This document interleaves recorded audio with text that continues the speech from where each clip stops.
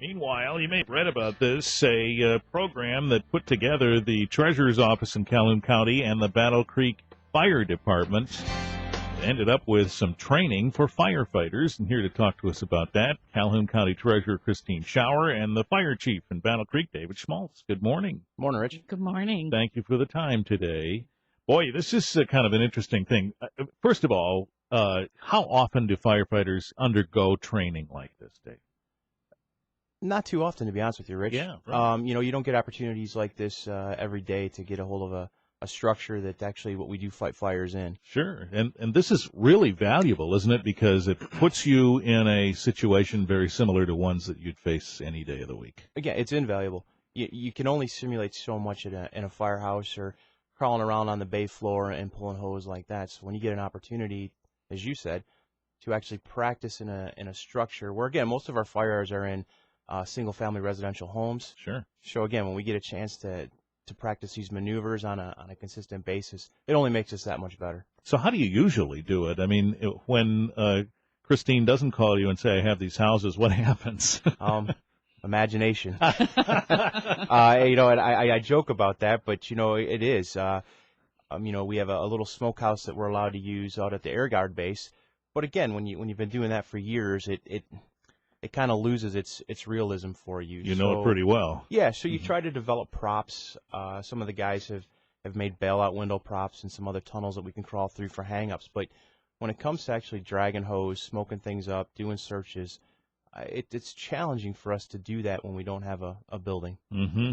And when you do have a building, you can't burn it down multiple times, or can you? If you ever do a live burn, you can usually get a couple multiple sets in it, and then you end up bringing it down. I don't like to do live burns simply for the fact of one, it's the standards that you have to follow is pretty rigorous. Not to mention you have to go through an asbestos abatement and a few other things that it tends to be kind of costly. And then you really ask yourself, was it really worth it? For me, it's more about practicing certain skills that we don't get to as far as forcing doors, crawling through the mazes and things like that we can set up within a house and put furniture in there as well. All right, we'll talk more about that, too, in a minute and what they actually do with these homes. And we'll talk with Christine, too, about how you identify which homes would be eligible for something like this when you're looking at what the land bank has in front of it. We'll talk about that coming up in just a minute. WBCK, we're here with the Calhoun County Treasurer, Christine Schauer, and Battle Creek Fire Chief, David Schmaltz. You probably read about it or heard about it somewhere. The Calhoun County Land Bank provided the fire department with homes so that they could use them for training. Christine, how did this come about? I mean, there probably are some structures you say, what are we going to do with that? Yeah, every year we do hundreds of foreclosures, tax foreclosures, and many of those are very blighted or stripped out houses. And, they don't sell on auction. And so some of them get identified as being good candidates to partner with the city of Battle Creek through their firefighters, using taxpayer resources more productively and allowing them to train and to be more safe, save lives. Over the years, the past few years, we've been able to provide multiple houses for training that then ultimately get demolished. This year, we were able to identify a house that was appropriate to be used as a permanent training house. Ooh. It wasn't so far gone and dangerous that the firefighters could not, fix it up to their needs. And the location of it was also a good fit. Mm-hmm. So, yeah, if we talk about how the land bank approaches these things just for a second for folks who may not know, you have homes that have become foreclosed. Now you're trying to sell them at reduced rates in hopes that someone will buy them and rehab them and put them back on the tax rolls. And for the most part, that works. But there are some that maybe for some folks who are in that business, they look at them and say there's just too much work involved in that. Right. By the time a house gets to tax foreclosure, not always, but many times it's very blighted. It's been totally stripped of all mechanicals. Sometimes it's unstable structure. It's just, there's just no hope to rehab. So those properties don't sell on auction. They do transfer to the land bank, and for maintaining or trying to sell, and they're no more successful. The land bank's able to obtain a lot of grant money than to go ahead and demolish those blighted homes, which in turn improves the neighborhood. Stabilizes property values and adds a real value to these neighborhoods where these houses sit. But if we can squeeze a little more utility out of those houses by allowing the fire department to do their training there, they'll use up the last of it and then it gets demolished. But this house on Parish Street is a bit of an anomaly, and we're very happy to have been able to partner with the fire department to get them that house for this more real life-like training. Sure. What makes for a good training house, Dave? Oh, that's a good question. I haven't been asked that one before. I think every house brings its own unique features. This one's good simply because we have a basement, main floor, and then an upper floor. I see. It gives the abilities to transition from level to level. We got upper windows that we can practice some of our bailout trainings. It gives us an opportunity to throw some ladders. But that's not to say that if we were given a ranch-style house that we wouldn't be able to use that as well. Sure. I would probably say from my perspective, a two-story house is ideal.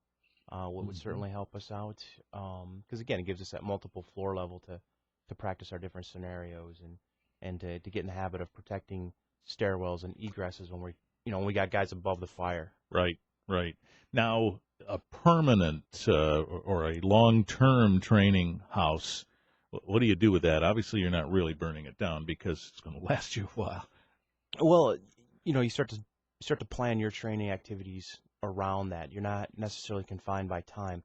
It also gives the crews that want to go down and practice on their own. So it's not as, I'd say, as formal training within the training division, but allows those firefighters to, again, hey, we're going to go down and we want to practice this specific skill on their, I'd say, on their time frame, and when they, when they're not out doing, things that we have to have them get done, they get a little free time, say, hey, we want to go down and practice these drills. Okay, interesting. 8:20, we'll talk more about this coming up in just a minute.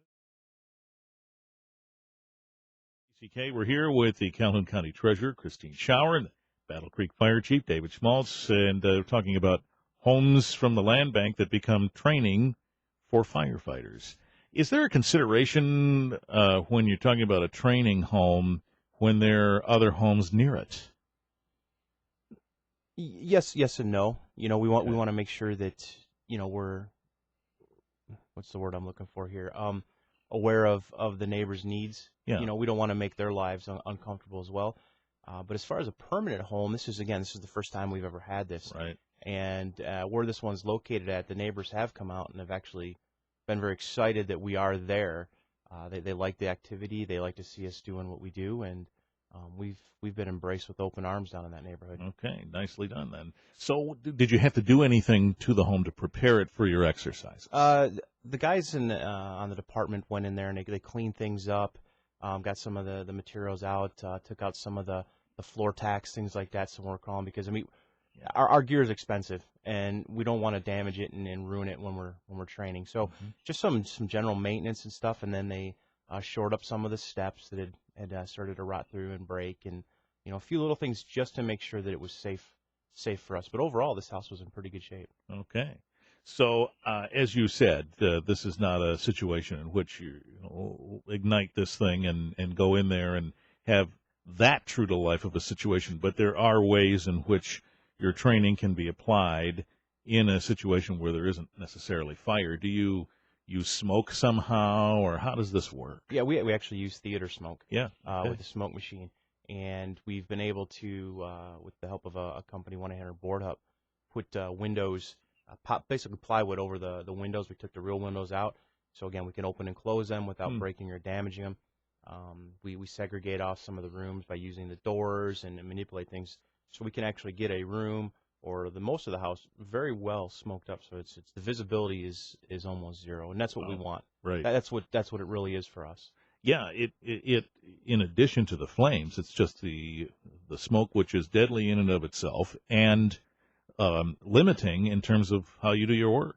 Yeah, you know, we don't get the heat like we normally would in a live burn or in a real fire. So what we'll try to do sometimes is get some salamanders, you know, the big propane heaters and stuff, and put those in there and try to heat it up so we have an opportunity to use our thermal imaging cameras. You know, again, it's about as close as we can get it without actually having a fire.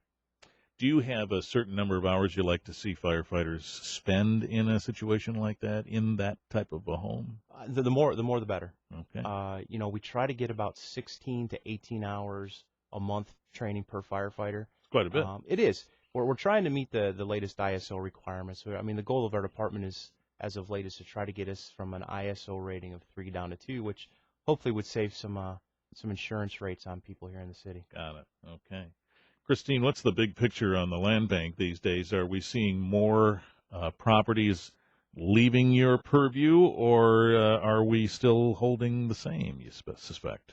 Well, while property tax foreclosures are decreasing and did decrease again this year, there is some buildup at the land bank from previous years, and currently the land bank owns about 800 properties. Wow. In the county. Many of those are vacant or vacant lots where houses have been demolished. But, you know, we're always trying to sell those lots. And, in fact, a couple weeks ago, we kicked off a spring fling side lot sale where a neighbor adjacent to one of those lots was able to buy a lot for $110. Oh, my gosh. Gets it back on the tax roll, gets it off our maintenance roll. They're either using it for a yard, building a garage, having gardens, but they're taking over, and that's a good thing. We did partner with the city on that as well, right. Where we had a Saturday event and did very specific invitations, because those lots, the people eligible to buy them need to live adjacent to them. Okay, makes sense. They're property borders. Yeah. So $110, I mean, that's a tremendous bargain. But they also, in doing so, presume to take over the tax responsibilities. And how do you assess that? Well, of course, the local assessors are in charge of assessing that. But usually a vacant lot like that is not going to be a huge tax burden to a homeowner, taxpayer. We sold about 45 properties at that sale. We're continuing that extra special sale price through June. Normally we sell them for $210, but for this push we're doing $110. Folks who buy them can't have delinquent taxes on their properties or code violations, so we want to sell them to responsible property owners. Sure. Well, that's piquing interest, I'm sure, and if someone has a vacant lot next to them, there's probably a way they can call you and find out whether or not that's available. Yes, they should call the land bank at 269-781-0777 and have as much specific information about that lot, obviously address and or property number if they know it. And then the land bank staff can determine their eligibility to buy it and go from there. Do you ever try and encourage an owner of a vacant lot to sell it if the neighbor wants it? I mean, and keep it from getting on your rolls, or is that beyond what you usually do? That's somewhat beyond what we do, but sometimes if I'm getting one through the foreclosure process, we may contact the neighbor pre-auction and say, hey, This is being auctioned. And that, of course, is an attempt to get the total amount of the back taxes owed, so it doesn't just go unsold, end up in the land bank, and we never collect that amount of taxes that ended up being foreclosed on. Mm-hmm. Well, very interesting. Always interesting to hear about these connections that can be made and turning a property that otherwise isn't being used into one that is. So it's a good story. Thanks for telling us all about it today. Thank you. Thanks, Rich. All right. Take care. We'll see you soon. 8:30.